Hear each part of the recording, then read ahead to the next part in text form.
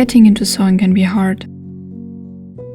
You see a lot of different people at different skill levels with all their tools, supplies and techniques, and it's overwhelming before you even make your first stitch. So today we will try to clear things up a little bit. I show you all the tools I've got and try to break it down what I think is really necessary. The best way to find out what tools you need is to just start. Start with a project you are really interested in and then take your time. Break down all the steps and then it's just one stitch at a time, and as you go you'll find out what you specifically need to improve your sewing experience. Is there maybe a tool you need around all the time? Then find a place where it's always accessible, or the way you draw the seam allowance doesn't really work for you, then try a measuring tape, for example. Every process is different, so there's not really a universal tip I can give, but starting out with something you're really passionate about and then find out what you need to improve your experience worked really well for me in the beginning. That's why I decided to not just show the tools I'm currently using, but also kind of the journey how I got there. I start with the tools I started sewing with, and then I'll explain how I expanded them over time and even what I plan to get next. This way there's maybe a stage for every one of you, for the one who is currently starting out and is totally overwhelmed with what to get first, or maybe for the one who is looking for something more specific. So now let's start at the beginning. I'll be working on a mock-up and show you along the way which tools I use. When starting a new project, the first step for me is to sketch out the idea first. Since I've always been interested in drawing, I always had a sketchbook around, and when I started to design dresses, I drew them in there as well. I quickly switched to these notebooks specifically for my designs. It's just nice to have them all in one place together, where I can add fabric swatches as well, and it's easy to go back to previous designs and notes. I definitely prefer a dotted notebook because it's organized, but I can still draw freely without having distracting lines. With a thicker paper, it's also easier to color the sketches. For this, I also found my favorite tools along the way. Recently, I started to draw my commissions on my iPad.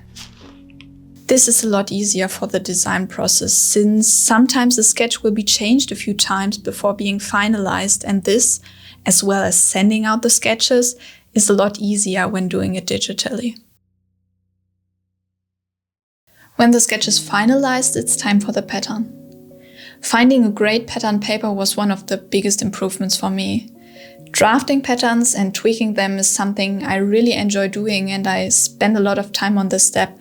So I tried a few things to get the best results and to make this step as fun as possible.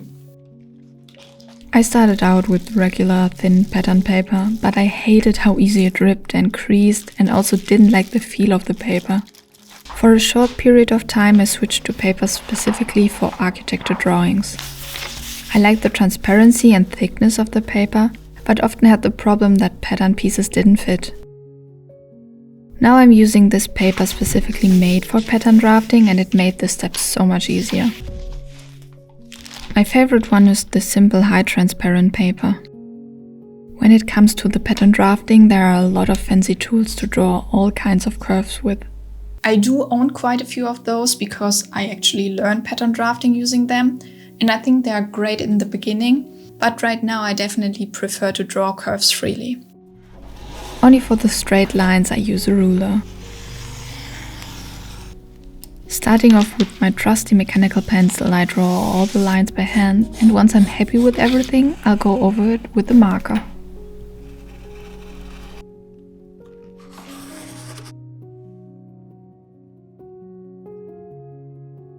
Since the pattern is a crucial part for sewing, cutting it out precisely is especially important.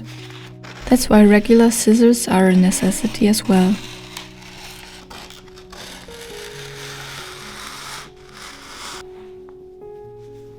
With the pattern finished, it's usually time for a mock-up. Technically, a fabric is not a tool, but since this is such an important part for a good outcome and I make a mock-up almost every time I sew, I think we can name it here as well. My go-to fabric is regular cotton muslin.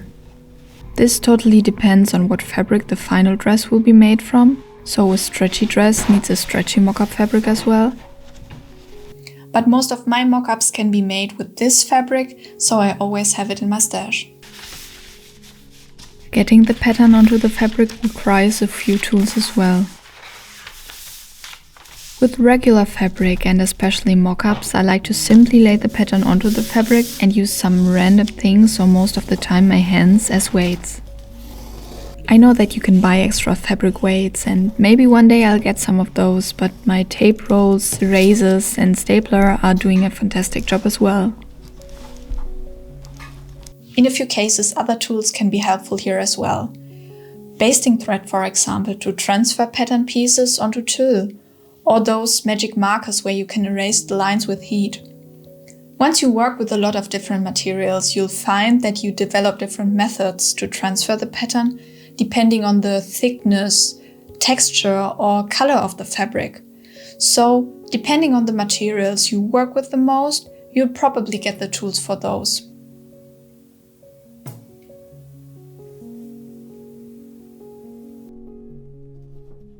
If I can name only one thing to really invest in, I'd always choose good fabric scissors. I started sewing on a cheap sewing machine and never had any problems, and there were times where I used newspapers for pattern drafting and it worked fine. But cutting fabric without good scissors probably won't work and can have a toll on the quality of your project. The step I spend the most time on is preparing all the pieces and cutting them out. Because when I know I did this precisely, everything afterwards works a lot easier and smoother. So having good fabric scissors for me is the most important tool. I would always recommend a small pair of scissors as well.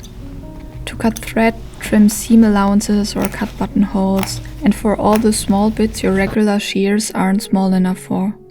Of course, there are many other scissors you can get. For embroidery, pinking shears, those seam rippers, or even a rotary cutter, which can be very helpful if you have to deal with a lot of slippery fabric. They all make a specific task easier, but if you have those two scissors, I don't really think there's an urgent need to get all the others.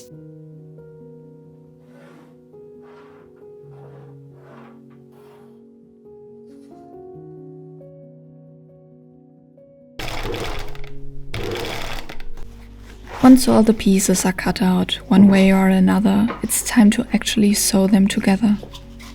I usually don't use anything to actually hold the pattern pieces together because I prefer to adjust it while sewing, but there are some helpful tools for this. First of all, you can use simple pins for this again. Something else that is especially helpful when sewing tulle skirts, for example, are those clips. In contrast to the pins, they don't distort the pattern pieces while holding them together, and this can make it easier to get everything together precisely. Even though it's all about sewing, the part where you actually sew is one of the smallest compared to all of the preparation. But still, having a trusty sewing machine is very important. I started my sewing journey on a relatively cheap sewing machine from Singer. While doing my training, I fell in love with those industrial sewing machines and finally got one a few years ago. It's not a modern one with a lot of features, but I still love this big metal lump a lot.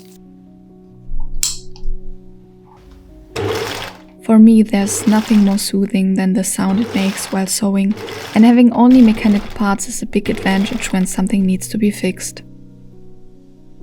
The only thing a sewing machine really needs to be able to is sewing straight with different stitch lengths and sewing a zigzag stitch to finish the edges off of the fabric. Everything else, like fancy stitches or buttonhole stitches, are nice to have if you are going to use them a lot, but I never miss them here.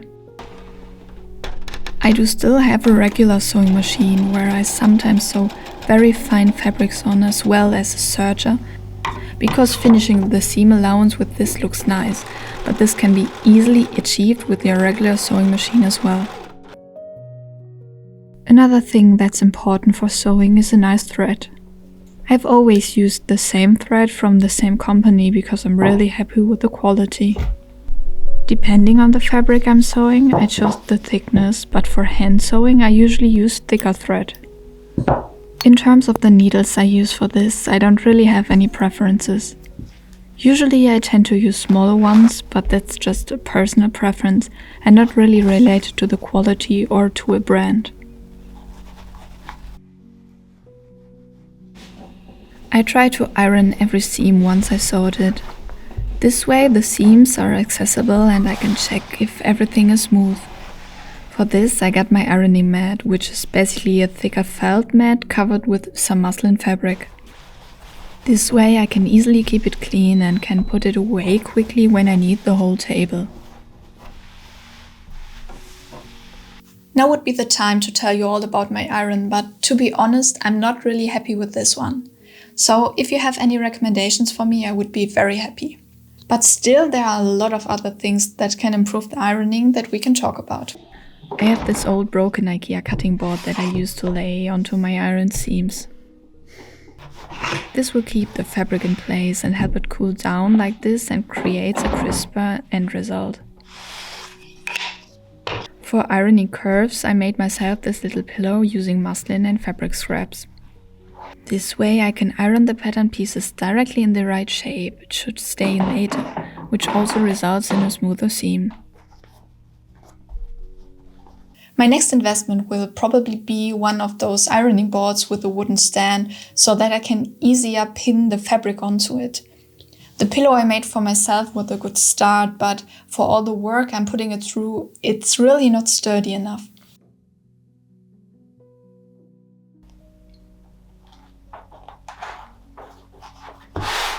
Now what's left is to check on the fit of the mock-up. I always like to do this on my mannequin. I made it myself using my measurements and it's a lot easier fitting it this way because I can see the mock-up all around and work on it. For measuring, I like to use this type of measuring tape since you can put it easily around your body and check different measurements. When the mock-up is fitted, it's either time to get back at the pattern or to finally start the final project. But either way, I don't think there are other tools we need to talk about. Of course, there are lots of different tools for different sewing styles, sewing techniques, or just tiny gadgets that are supposed to make something specific more easier. But I think this would be way too much to talk about, and to be honest, it's getting way too specific to be really helpful. I showed you all the tools I use almost every day and that I wouldn't want to miss. And everything beyond that is something I think everyone has to find out for themselves what really works. But maybe we can use this video to help each other out with that. Beyond the things I showed you here, maybe you have something specific you need a tool for and have no idea where to start looking for it. Then leave a comment explaining this and maybe someone else can help you out. Or maybe there is a tool you absolutely love and you think should be known more. Then leave a comment as well and maybe you can help other sewists. Or maybe you only have a good iron that you can recommend me. Then please leave a comment as well. I know that because I'm located in Germany and you all are scattered around the world, some of the tools I use may not be accessible at your place. So maybe someone else who watches the video has a recommendation for something you're looking for. Another little disclaimer, you may have noticed that I'm left-handed, so my recommendations, especially regarding scissors, may not be very helpful for you if you're not. I hope you liked today's video. If you did, feel free to like it and subscribe to my channel. Until next time.